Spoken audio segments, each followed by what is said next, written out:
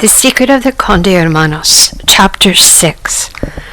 The Chaconne is the music by which the angels ascend to heaven, like hawks who soar in circles ever higher in invisible columns of air. That's a beautiful analogy, Carlos, Gwen noted as she sat with Dr. Cordero on his front veranda, which looked out over the bluffs of Pacific Palisades. Warm thermal updrafts occurred there with great frequency and attracted hawks, as well as hang gliders and remote control model planes.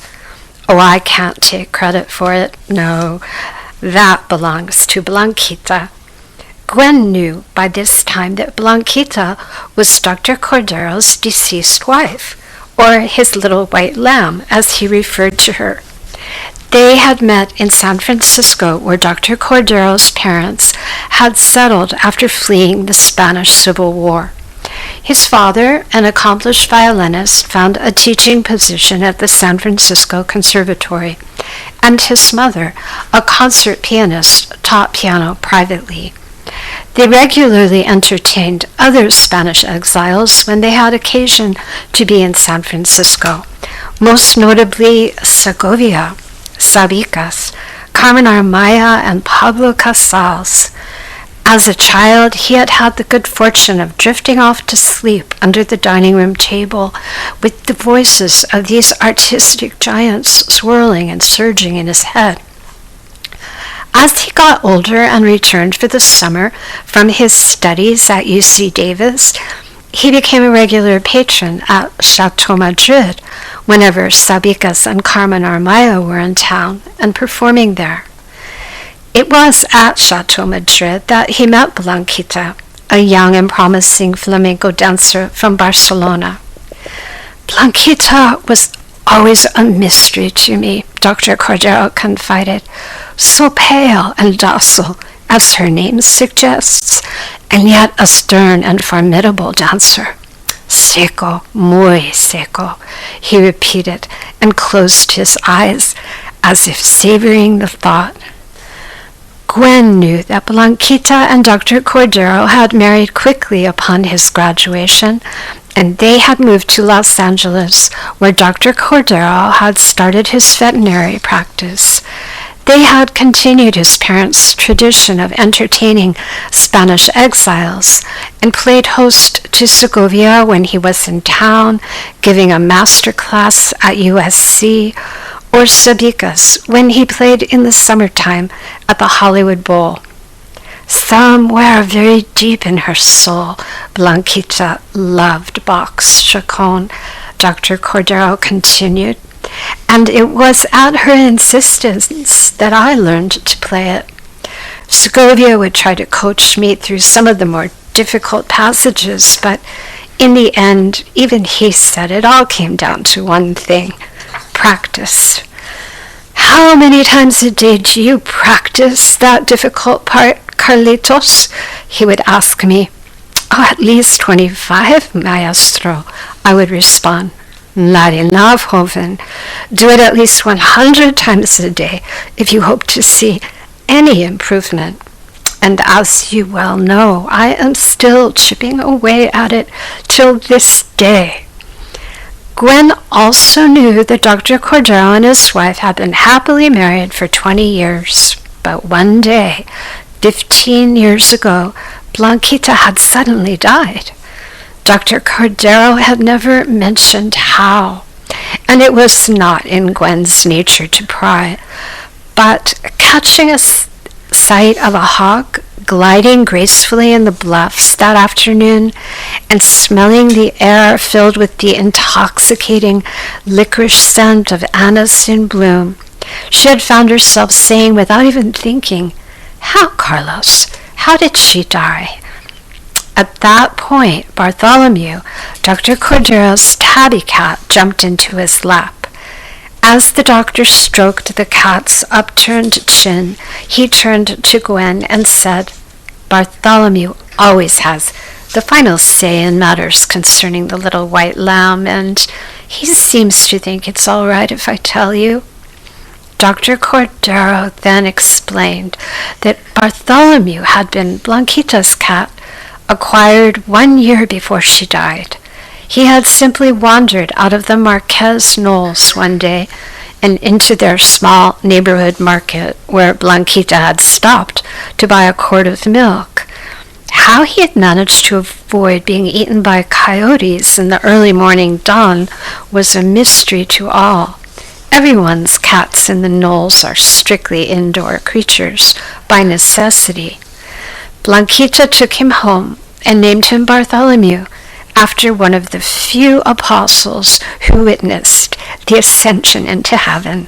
However, she called him Mew for short.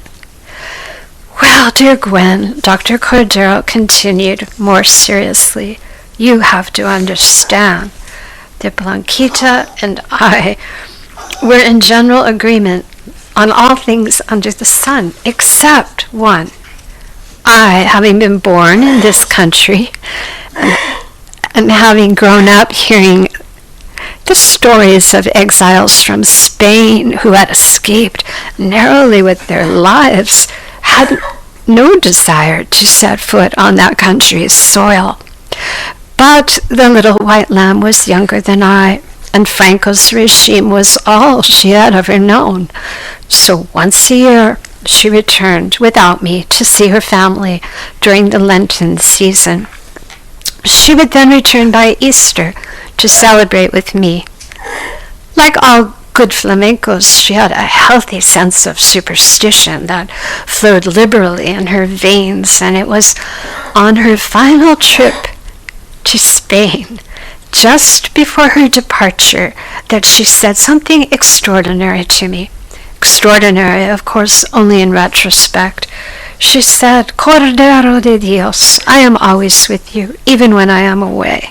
And to prove it, I am leaving Bartholomew as my abogado. He will henceforth represent me in my absence. Well, her return flight that year stopped in San Francisco before continuing to its final destination, Los Angeles. However, en route to LA, it encountered severe weather and went down over the Pacific, not far from Monterey Bay. Oh, Carlos, Gwen gasped. I am so sorry. I had no idea. Well, let me tell you the rest, dear Gwen, he said calmly. You see, it's important. After receiving the news of her death, I took leave of my senses. I could not bear the thought of the little white lamb plunging helplessly into the sea. For 2 weeks, I neither ate nor slept. I stayed inside with the curtains drawn. I managed somehow to care for Bartholomew, as he was all I had left of her. During the 3rd week, I sat on this veranda as we are doing now, with Bartholomew on my lap, and it was then that I saw it. I gazed into the sky, and I beheld a hawk soaring in circles in an invisible column of air. The hawk climbed and climbed and climbed until it was the merest of specks. Hawks can climb over a mile into the sky under the right conditions, you know. I fixed my gaze hard upon that tiny speck so as not to lose sight of it, when all of a sudden it started returning to the earth. But not just simply descending. No, it was plummeting at a great speed, as if in free fall down an elevator shaft. I became alarmed. I feared for the life of the hawk, but just as it was approaching the highest tops of the trees, it changed its position from vertical to horizontal and began to steadily soar, slowly in circles again, in the invisible column of air. I knew then that it was the little white lamb telling me she had not crashed into the sea, that her spirit had soared in the nick of time, and that she wanted me to stop torturing myself and rejoin the living. At this point, Bartholomew leapt off Dr. Cordero's lap and stood by the front door with his tail held high as if to suggest that it was lunchtime. Apparently, I've said enough for today, the good doctor mused. Come, Gwen, join us for sardine sandwiches. This had been in late June, and 2 weeks later Gwen received a call from Dr. Cordero. He told her how he had found Bartholomew lying almost an entire day on a pile of unread mail that had been accumulating for some time on his dining room table. Having learned over the years that Bartholomew worked like the Lord in mysterious ways, he thought it would be prudent to examine the resting place more thoroughly. Indeed, just as I suspected, he informed Gwen, it was a communication from the little white lamb herself. You see, Mew had chosen to rest atop a schedule for the upcoming Carmel Bach Festival, and upon closer examination, I discovered that the Spanish classical guitarist Ángel Romero is this season's guest artist, and not only that, he will be performing Bach's Chaconne. One rarely has the opportunity to hear the piece in its entirety, let alone on a classical guitar. Carlos, you have to go, Gwen said, with a sense of urgency in her voice. Precisely, my dear, and post-haste. The concert is in 2 days. Could you be so kind as to house it and look after Bartholomew while I'm away? He enjoys the company of kittens, so young Blaise will have a jolly good time, and by all means bring the Conde Hermanos. She could hear the excitement mounting in Dr. Cordero's voice. Of course I can house sit, but where will you stay on such short notice? She asked, knowing the popularity of that charming hamlet by the sea, particularly during the festival. With my niece Paloma, who conveniently lives in Carmel, sang Dr. Cordero festively. Dear Gwen, I feel the helping hand of the little white lamb working in her unseen way. She thanks you in advance for all your trouble. There are not many with whom she would trust her beloved Bartholomew. I'm honored. Gwen arrived early the next morning as Dr. Cordero was departing to begin his 6.5-hour journey up Highway 101. 3 days later, Gwen received a most unwelcome phone call. Hello, you do not know me, but this is Paloma Cordero, and I'm afraid I have some rather unfortunate news, the unfamiliar voice began. I understand that you're house-sitting for my Uncle Carlos, and I'm sorry to inform you that he passed away last night. That can't be true, was all Gwen could say. I wish it wasn't, but sadly I was there. I accompanied him to a concert last night at All Saints Church in Carmel. It was a candlelight performance, too beautiful for words really, given by a renowned Spanish guitarist, Ángel Romero. He was performing a piece particularly close to my uncle's heart, the Chaconne by Bach. It was actually much beloved by my Aunt Blanquita as well. When it was over, I thought it strange that my uncle did not applaud. I turned to look at him. His eyes were closed, and he was smiling beatifically. I imagined he was simply overcome by a profound joy brought on by the music. I waited out of respect for a few moments until I realized he wasn't breathing. Paramedics were called, but it was too late. He was already gone. I don't know what to say, Gwen whispered hoarsely. Don't say anything, Paloma recommended sympathetically. Here's my number. Call me later today.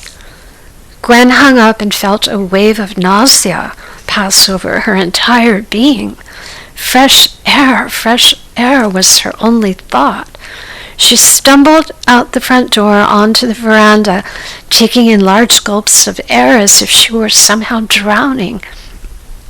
As she sat heavily down on a porch rocker, she immediately felt the pressure of a weight simultaneously landing on her lap. "Oh, Bartholomew, Bartholomew," she allowed herself to sob at last. "What will we do? What will we do?"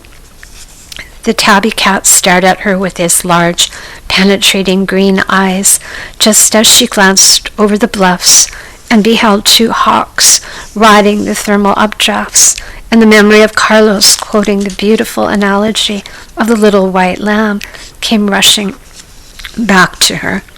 The Chaconne is the music by which the angels ascend to heaven, like the hawks who soar in circles ever higher in invisible columns of air, he had told her. Early that evening, she phoned Paloma to ask her what the funeral arrangements would be. She found out that Dr. Cordero had left implicit instructions with his niece. "He made it known to me shortly after my aunt had died," Paloma explained, "that he wished to be cremated and for his ashes to be scattered on the waters of Monterey Bay off Lover's Point, so as to be laid as near as possible to his wife." "Is there anything I can do?"